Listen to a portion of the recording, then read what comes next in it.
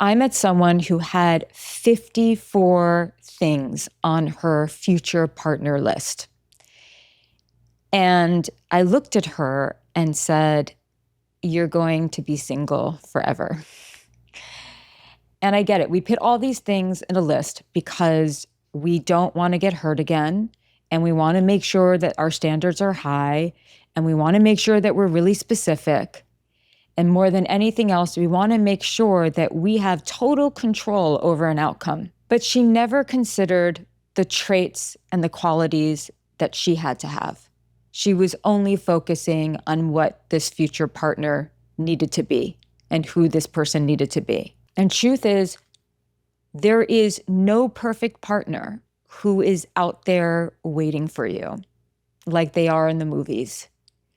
And every single one of us has parts to our personality and just struggles and things that we come to the table with that we are going to need someone else to be patient with, because we're not perfect either.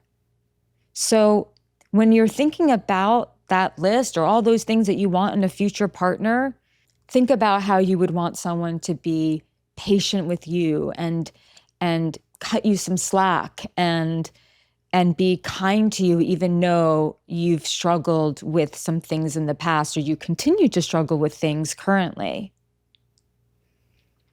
This isn't about just accepting anyone into our lives. But the truth is, if we don't take the time to reflect on the kind of partner we want to be and only focus on what we want to get out of a partner, we're going to stay single for a really long time. And if we're not, we'll be in relationships and they won't work out.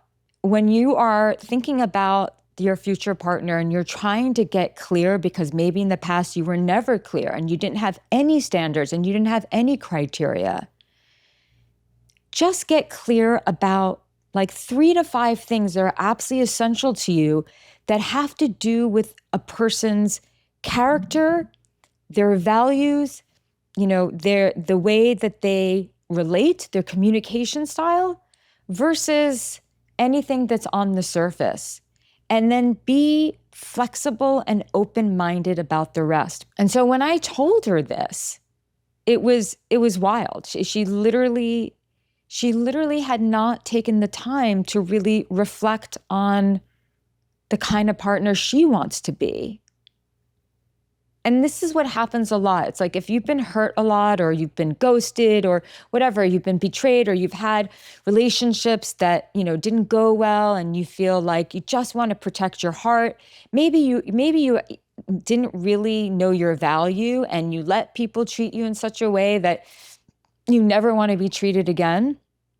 It's very easy, and I totally understand this, that we get up sort of like on this high horse and think, no one is going to be able to do that to me again. And in an effort to protect ourselves from pain, in an effort to protect ourselves from that uncertainty, we cultivate this list and think, if I have this list, then I will be certain. Then I can control the outcome. Then no one can actually hurt me again.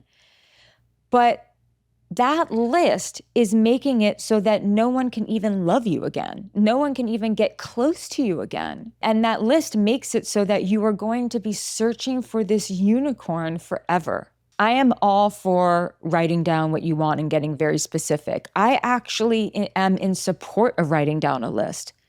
But the list has to be tight. And the list also has to include what you have to do and what you have to work on and the skills that you have to be able to cultivate in order for this other person to even want to be in a relationship with you, and also in order for, once you meet this person, to have the capacity to even build a lasting and loving and healthy relationship with this person. So write your list, but get really, really clear about what is absolutely non-negotiably essential, like it is a deal breaker if you don't have it.